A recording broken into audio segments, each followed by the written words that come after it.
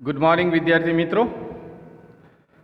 ધોરણ 11 અર્થશાસ્ત્ર પાઠ 3 માંગ ની અંદર નવો પ્રશ્ન આજે સમજીશું. એની પહેલાં ગયા વિડીયોની અંદર તમે માંગનું વિસ્તરણ, સંકોચન અને માંગમાં વધારો ઘટાડો તેની અનુસૂચિ અને આકૃતિ દ્વારા સમજૂતી લીધી હતી. તે તમારે લખવાનો રહેશે. આ જે પ્રશ્ન છે, માંગની મૂલ્ય સાપેક્ષતાનો અર્થ અને તેના પ્રકારો સમજાવો, આ તમારી નોટની અંદર લખવાનો. જે વિડીયોની અંદર છે તેમાંથી જોઈને તમે લખી શકો છો. માંગની મૂલ્ય સાપેક્ષતાનો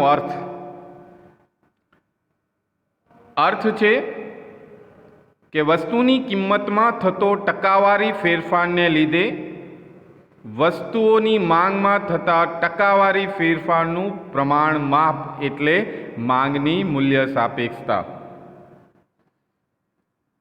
આ માંગની મૂલ્ય સાપેક્ષતા એટલે શું? તો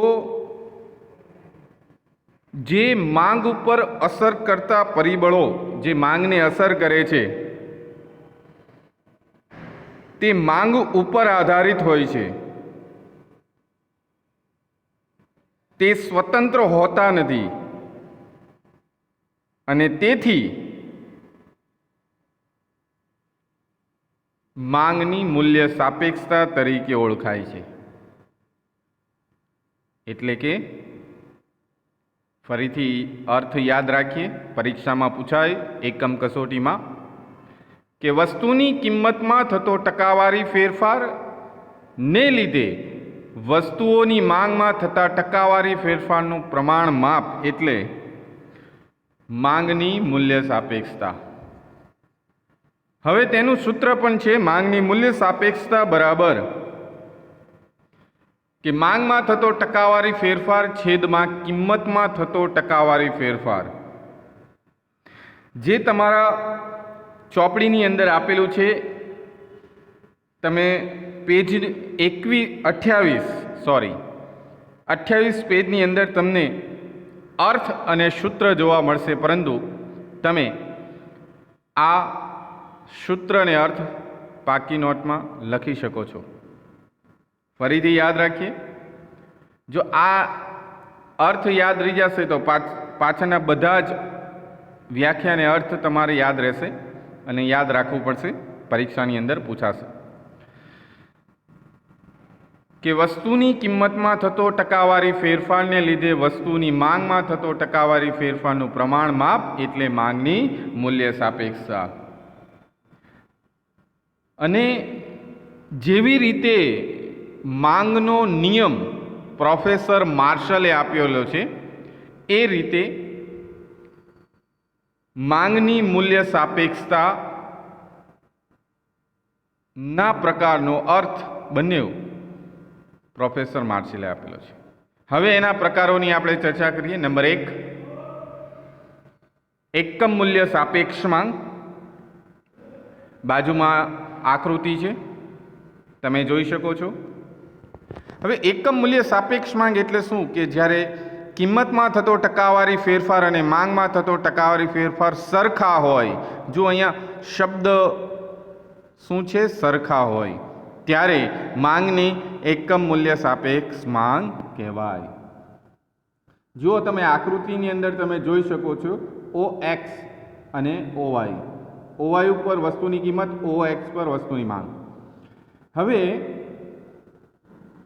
POP સુધીનું અંતર છે એટલે કે તે વસ્તુની કિંમત છે અને OM એ વસ્તુની માંગ છે. કહેવાનો મતલબ વસ્તુની કિંમત વધે તો માંગ ઓછી છે, પણ P થી P1 ઘટે છે, જ્યારે OM થી OM1 વધે છે. કહેવાનો મતલબ તમે જે જોઈ શકો છો ચોરસ ખાના એરો મારેલો છે એ સરખો છે, 50%. એટલે કે કિંમતમાં 50%નો ઘટાડો થાય તો માંગમાં 50%નો વધારો થાય, એટલે કે સરખો વધારો થાય, સરખો ફેરફાર થાય તો તેને એકમ મૂલ્ય સાપેક્ષ માંગ કહે છે. સરખો ફેરફાર થાય તેને એકમ મૂલ્ય સાપેક્ષ માંગ કહે છે. ત્યાર પછી આવે છે નંબર 2,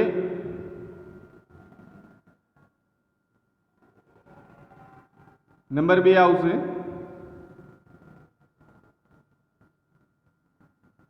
મૂલ્ય સાપેક્ષ માંગ.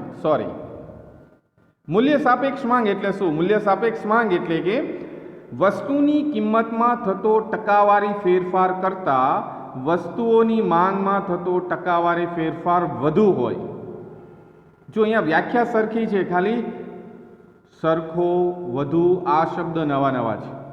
તમે લખશો એટલે તમને ખ્યાલ આવશે કે વસ્તુની કિંમતમાં થતો ટકાવારી ફેરફાર કરતાં વસ્તુઓની માંગમાં થતો ટકાવારી ફેરફાર વધુ હોય તો તેને મૂલ્ય સાપેક્ષ માંગ કહે છે. તમારી બાજુની અંદર જે આકૃતિ છે એમાં આપણે સમજીએ કે પહેલાં વસ્તુની કિંમત ઓપી છે તો માંગ કેટલી છે? OM. કિંમત ઘટે છે, કિંમત ઘટે છે પણ ઓછી ઘટે છે, P થી P1, પરંતુ માંગ વધે છે. અમુક એવી વસ્તુઓ છે કે જેની કિંમત સામાન્ય ઘટતા તેની માંગ વધે છે, તેને કહેવાશે મૂલ્ય સાપેક્ષ માંગ.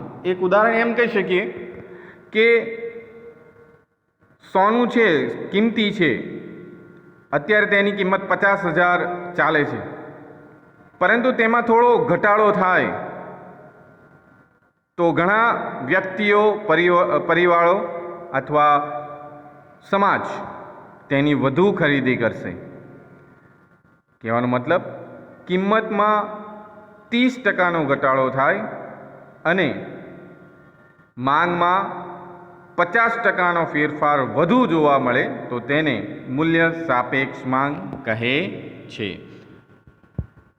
ત્યાર પછી આવે છે મૂલ્ય અનપેક્ષ માંગ. મૂલ્ય અનપેક્ષ માંગ એટલે શું? કે મૂલ્ય અનપેક્ષ માંગ એટલે કે વસ્તુની કિંમતમાં થતો ટકાવારી ફેરફાર કરતાં વસ્તુની માંગમાં થતો ટકાવારી ફેરફાર ઓછો હોય તો તેને મૂલ્ય અનપેક્ષ માંગ કહે છે. જો પહેલો પ્રકાર હતો એમાં સરખું, બીજો પ્રકાર હતો એમાં વધુ, ત્રીજો પ્રકાર છે એમાં ઓછો. મૂલ્ય અનપેક્ષ માંગની અંદર ફરીથી કે વસ્તુની કિંમતમાં થતો ટકાવારી ફેરફાર કરતાં વસ્તુની માંગમાં થતો ટકાવારી ફેરફાર ઓછો હોય તો તેને મૂલ્ય અનપેક્ષ માંગ કહેવાય. જો અહીંયા સૂત્ર લખેલું છે અને ટકાવારી લખી છે, 5%નો ઘટાડો ને 20%નો વધારો, એ દરેક તમારી ચોપડીમાં આપેલું છે. આપણે આકૃતિ સમજીએ કે પહેલાં કેટલી કિંમત હતી? OP અને માંગ કેટલી હતી? OM. તમે આકૃતિમાં જોઈ શકો છો OP એ કિંમત હતી અને માંગ OM જેટલી હતી વધારે, પરંતુ પછી P થી P1 સુધીની કિંમત વધી, P થી P1 સુધીની કિંમતમાં વધારો થયો, એટલે કે 20%નો વધારો થયો. એક ઉદાહરણ. પરંતુ માંગમાં ઘટાડો થયો 5%નો અથવા 10%નો, એમ કહી શકાય. તો આને શું કહેવાશે? મૂલ્ય અનપેક્ષ માંગ. કોઈ પણ વસ્તુની કિંમતમાં વધારો થાય તો તેની માંગ ઘટે છે તો તેને મૂલ્ય અનપેક્ષ માંગ કહે છે. કે વસ્તુની કિંમતમાં થતો ટકાવારી ફેરફાર કરતાં વસ્તુની માંગમાં થતો ટકાવારી ફેરફાર ઓછો હોય તો તેને મૂલ્ય અનપેક્ષ માંગ કહે છે.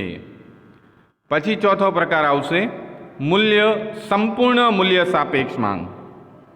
સંપૂર્ણ મૂલ્ય સાપેક્ષ માંગ શું છે? અનંત. એટલે એનો અર્થ કે જ્યારે વસ્તુની કિંમતમાં અત્યંત નજીવો ફેરફાર થાય. જુઓ, તમે આકૃતિમાં જોઈ શકો છો, કિંમતમાં નજીવો ફેરફાર થયો છે 0 થી D સુધી.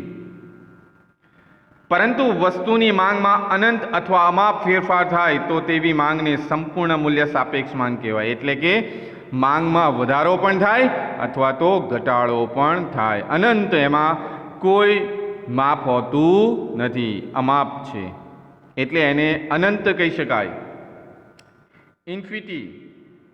ઇન્ફાનિટી કહી શકાય. અનંતને શું કહી શકાય? જે સૂત્ર છે અંદર જે ચિહ્ન બતાવ્યું છે અનંત, કે તમારા વસ્તુની કિંમતમાં થોડો અત્યંત નજીવો ફેરફાર થાય છતાં વસ્તુની માંગમાં અનંત ફેરફાર થાય, અમાપ ફેરફાર થાય તો તેને સંપૂર્ણ મૂલ્ય સાપેક્ષ માંગ કહે છે, જે OX ધરીને સમાંતર છે. એમાં કિંમત વધતી નથી પરંતુ માંગમાં વધારો થાય છે. પછી આવે છે છેલ્લો પ્રકાર, પાંચમો, સંપૂર્ણ મૂલ્ય અનપેક્ષ માંગ. કે સંપૂર્ણ મૂલ્ય અનપેક્ષ માંગ એટલે શું? કે જ્યારે વસ્તુની કિંમતમાં ગમે તેટલો ફેરફાર થાય, જ્યારે વસ્તુની કિંમતમાં ગમે તેટલો ફેરફાર થાય પરંતુ તે વસ્તુની માંગ સ્થિર રહેવા પામે તો તેને સંપૂર્ણ મૂલ્ય અનપેક્ષ માંગ કહે છે. જો તમે આકૃતિમાં જોઈ શકો છો, કિંમતમાં ગમે તેટલો ફેરફાર થાય, એમાં કોઈ ચિહ્ન આપેલું નથી. OD સુધી, નીચે OX માં OD સુધી તમારી માંગ છે, એમાં વધતી નથી અથવા તો ઘટતી નથી. પણ શું વધે ઘટે છે? કિંમત. એટલે કે સસ્તું વસ્તુઓ, આપણે અપવાદમાં જોઈ ગયા એમ દિવાસળીની કિંમત વધી જાય તો તેની માંગ ન વધે, સ્થિર જ હોય. કે કિંમત, મીઠાની કિંમત, નમકની કિંમત જો વધી જાય તો પણ તેની માંગ ઘટશે નહીં, જે હતી તે રહેશે. તેથી તેને કહેવાશે સંપૂર્ણ મૂલ્ય અનપેક્ષ માંગ. તો આ થયા તમારા માંગની મૂલ્ય સાપેક્ષતાના પ્રકારો. તમારે નોટની અંદર આ પ્રશ્નનો જવાબ લખવાનો છે. આકૃતિ નહીં દોરો તો ચાલશે, પરંતુ તમારે વ્યાખ્યા, અર્થ, પ્રકાર લખવાનું રહેશે. શ્રી લાલ બહાદુર શાસ્ત્રી વિદ્યાલય, વિષય અર્થશાસ્ત્ર, ધોરણ 11. લાઇક, શેર અને સબસ્ક્રાઈબ કરો અને આગળના વધુ વિડીયો માટે